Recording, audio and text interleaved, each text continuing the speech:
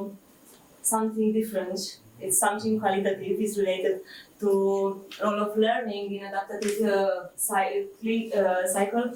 In Romanian case study, we developed this paper together with our team from Romania and together with the team from Countryside and Community Research Institute from UK that developed the theoretical background for this implementation, for this task.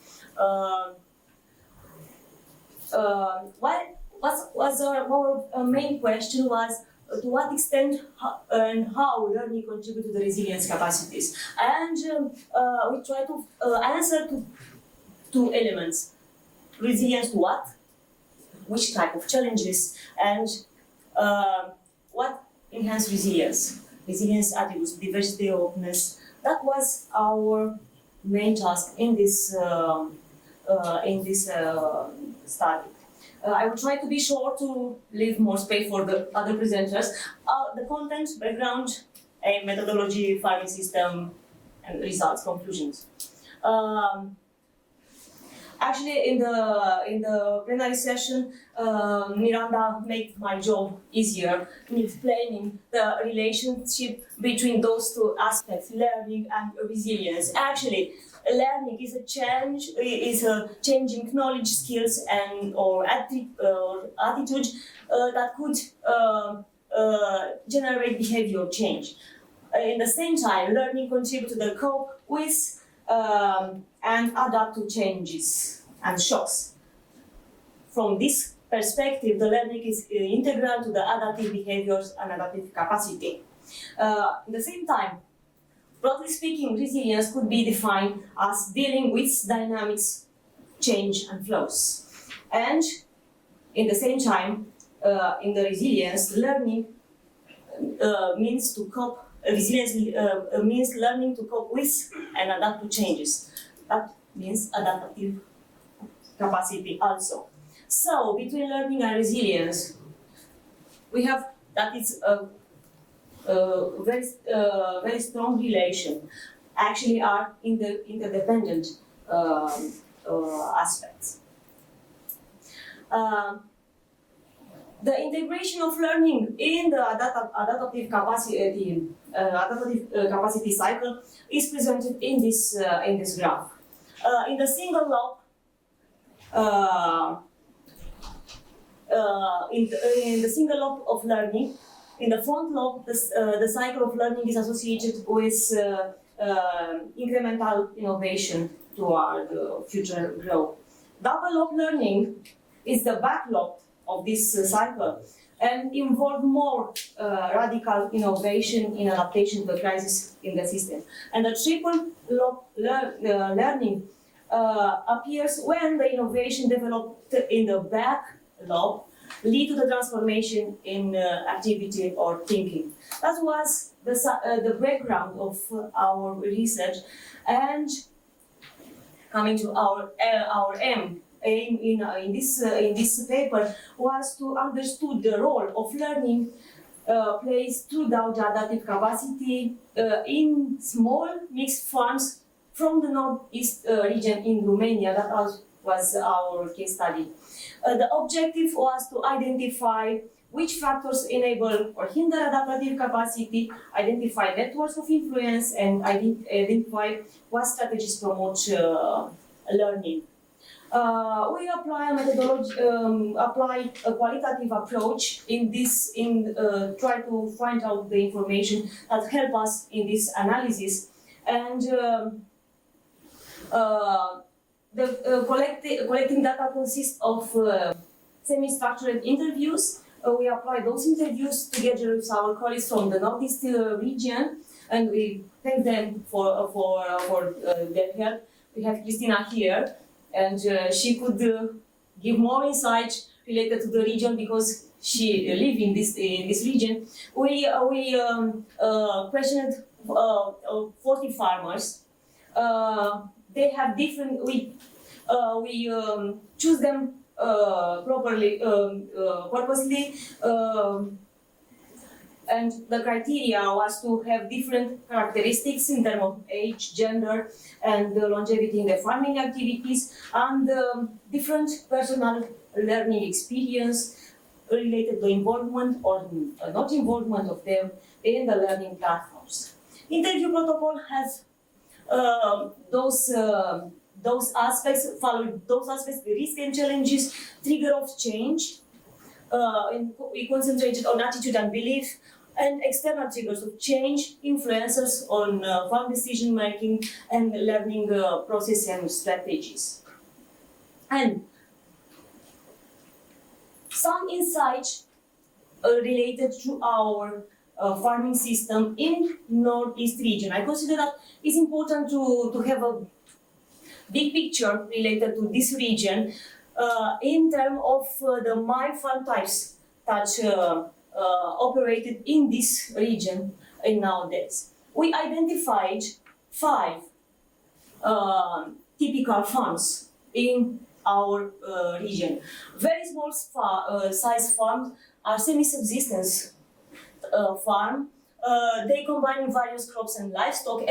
Those farms represent 67% of total number of farms from this region. They operated 20% of the utilized agricultural area, and they have 43% of livestock units from this area. For small size farm between 2 and 5 hectares, actually they combine these field crops and livestock, and they utilize 20% of the utilized agricultural area and 28% of the livestock units. In the same time, we have medium-sized farm between 5 and 20 hectares. That in the same time they are mixed somehow.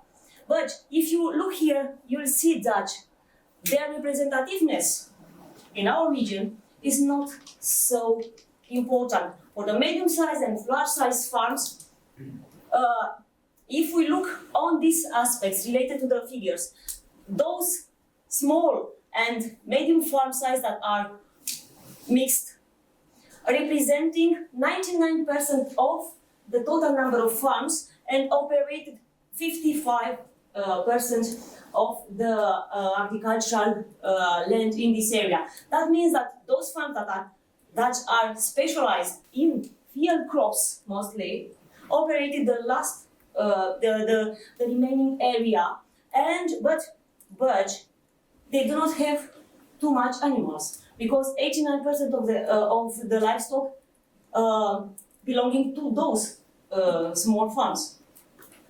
But that was a small insight in our region. We could discuss more related to this after my presentation, but I must go quickly to our results. Related to the key risks that were we identified during our interviews. We classify them in external and internal risks. You see here the external risk that was said by our interviewers. All of them ticked one economic risk. Low price, high cost, non-integration of the small farm in the food chain seems to be the more relevant for those farmers in terms of risks from the economical point of view. Extreme weather, event and climate change appears in the two-thirds of our interviews. Pest and disease, half of our farmers claim that. Availability of laborers, especially skilled laborers, appear on 2/3 of our answers. And very important, this bureaucracy. They claim that we have rigid and tributary to the rules and not so open to the efficiency institution system related to the agriculture. They do not perceive that they are helped by those institutions that operated in agriculture. And they give us an example, and not in many cases related to the fact that those institutions somehow, through this bureaucracy, block them to apply for a certification procedure for the organic farming. It was very difficult and was appear in 3 of our interviews, these aspects, because those farms was ecological and they claim this aspect.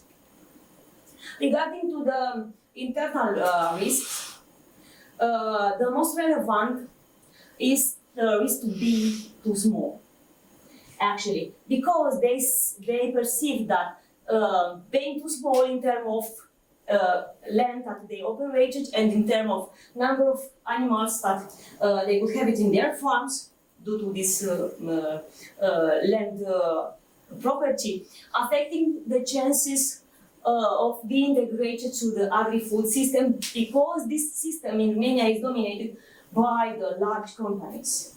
Not only operating in agriculture, but the large companies that operated in the market system, we referring here to the supermarket. We don't have small or small chain for small integrator. We have only big one, not small one. And the big supermarkets preferring to go and to buy their products from the cooperative, and our farmers do not cooperate, because the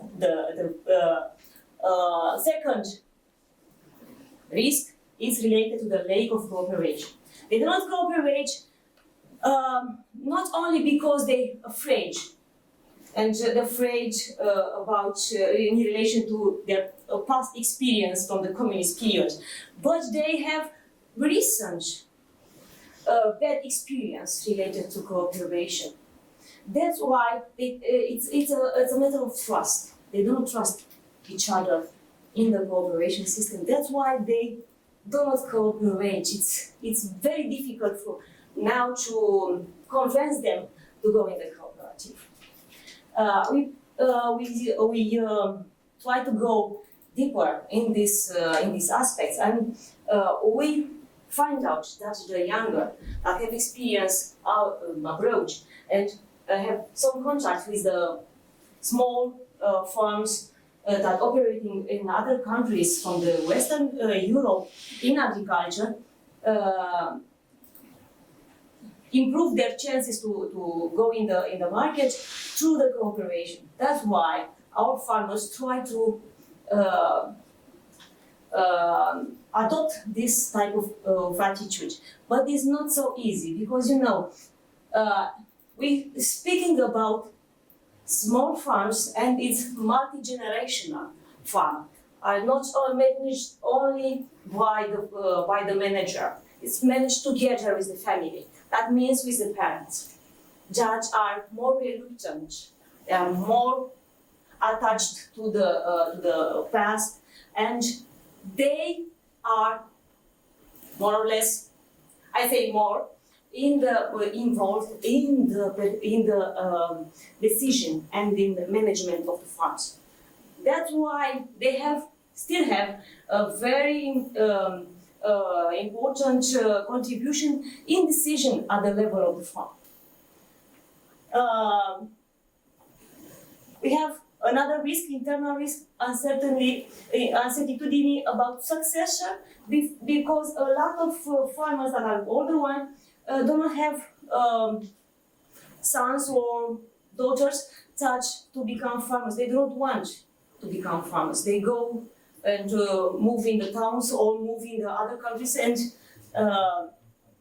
we do not find this successor. In 1/3 of our farmers complain about that.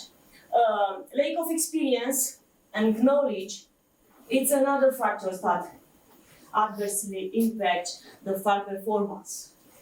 They recognize that they do not have enough knowledge to manage properly their farms, not only in the technical aspects, but even in the going to the market. They do not know exactly how to sell their product, how to make some marketing from their product. They recognize that this is a limitation for them, but we do not have a system to advise them in this direction. because before we used to have 10 years ago a system from assistance what paid by the state, but 3 years or 4 years ago, our Minister of Agriculture decided to that this system of advisory for the farmers, for small farmers, to be simply cut from the budget. And now those farmers have access to the private system of assistance, but you know the private systems need some money to be paid, and the small farms don't have money for paying those advisories from the private system. Triggers of change, positive and negative. Positive are with blue. Openness for novelty. Half of our farmers that we interviewed showed this attitude, willingness to be independent. It's an insight that generates their willingness to change the farms in the direction that means to learn more and or to go in the other markets with their products. Risk-taker attitude, it's characteristic for 36% of our farmers, but in the same time, they complain about selfishness and reluctance of other farmers in sharing the information. Referring to the Romanian farmers, they try to find information from the neighbor, but the neighbor said, okay, this is my patent, come on, no, I don't want to share this information with you, because otherwise when I go to the market I have a good tomato, but I don't want to give you the information how to do these tomatoes, because we go together in the same small market and the buyers will come to me. And if I told you how to do that, maybe I will lose my quota on the market.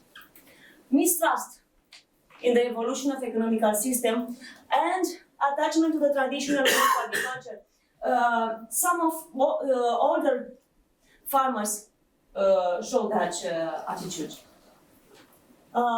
Related to the external factors influencing decision making, we notice changing in the social economic status as being the most important factors that make the farmers to go in the direction to learn something new. And having an off-farm job is very important, because give them the opportunity to have some revenue and to finance their activity without harming the farm and the other participants on the farm. Access to labor, it's a problem for those farmers, and access to the technology. Actually, we don't have in Romania technology for the small farmers. It's mostly for the bigger one, not for the very, very small scale farmers. They don't see the tractors properly to use in their farm. Most important influencers on the learning. We have three-dimensional representation here.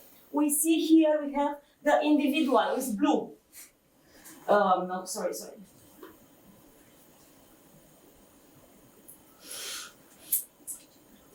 Here, individuals, but people on the farm are the most important in this aspect. Related to the organization, that it's we have a lot of organization in this part that influence the decision making, but only that are important, are recognized as being important, are those that have more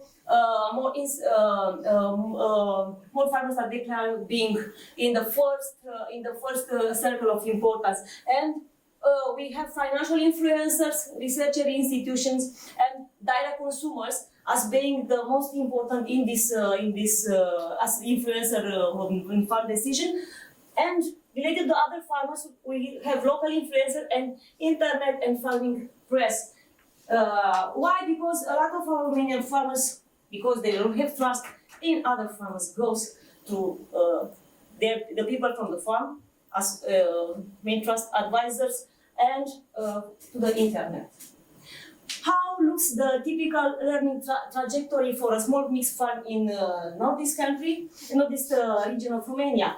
In the first instance, they reflect individually on their own farm practice. They reflect on a lot of things.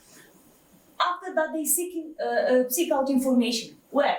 They seek out through individual documentation and supporting social networks. I will show you later how. After that, experimenting on their own farm and go back to reflection. And if they reflect that it's a good idea, gradually implement the change. Not a radical implementation. It's gradually because they are afraid to not have a mistake. Related to the ability to seek out, related to those influencers, I speaking about individual documentation and supportive social networks. I put it here some insight related to those aspects. Through individual documentation, searching and documenting new ideas. The most important channel are internet. They try to find out information on internet. To specialized publication on specialized TV programs. They look on the TV programs that show good practice example and try to learn from those examples. Related to supportive social network, those are based on trust and close social relationship. The most important advisors are trusted farming friends, only friends, not other. Experts advise trust in a trust-based relationship, not all experts. And most important, farmers and workers that acquired experience by working abroad in other farms. They learn from those because this type of people, farmers, workers, are more open to share their experience. Related to the conclusion, we have 2 slides, not more. The most important 3 factors identified as enabling farmer learning across 2 adaptive capacity cycle in Northeast region. We have the willingness to change. The socioeconomic status is the first one. Ability to seek out new idea and information. It's not so easy to have access to the internet and to have a friend at working approach. That's why this ability to go to the internet is very important, and not all the farmers have the ability to operate with the internet. And having an alternative income sources that provide farmers with financial resources for experimenting, implementing new idea, and investing without depriving farmer current activities. And the last slide, related to the type of learners. We have proactive learners and reactive learners. Most of proactive learners are younger farmers, but it's struggling with the older generation, as I told you.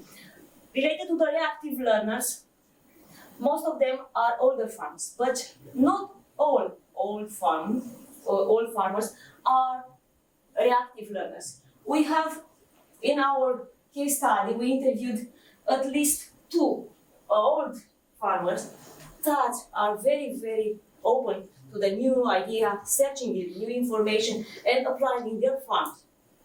But one of those 2 guys do not have a successor. The other one average, but one not. Thank you. Okay.